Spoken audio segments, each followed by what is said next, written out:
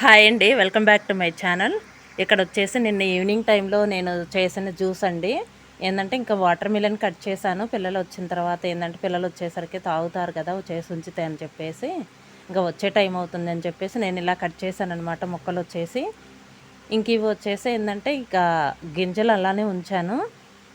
ఇక్కడ వచ్చేసి ఇంకా చిన్న చిన్న ముక్కలుగా కట్ చేస్తాను.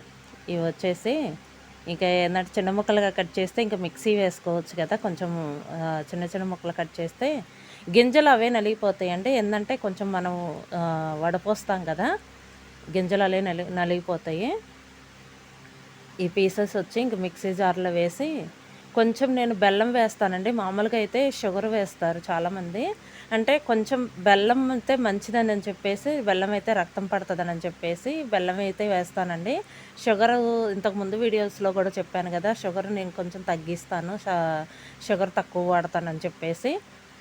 ఇక్కడ వచ్చేసి ఇంకా నేను బెల్లం అయితే వేసానండి. ఇంకా కొంచెం నేను ఐస్ గడ్డలు కూడా వేసాననమాట.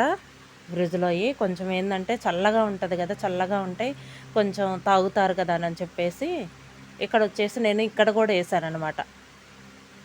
ఐస్ గడ్డలు ఇక్కడ కూడా వేసాననమాట.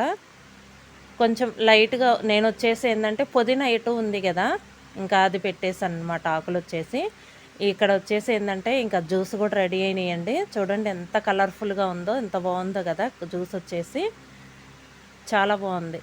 ఇవి గ్లాసెస్ కూడా ఏంటంటే నేను హైదరాబాద్లో తీసుకున్నాను అనమాట.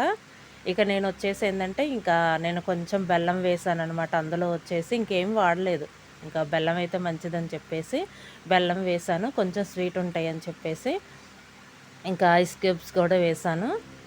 చాలా బాగుందండి, కలర్ఫుల్గా చాలా బాగుంది, బాగా కనిపిస్తుంది అనమాట రెడ్గా.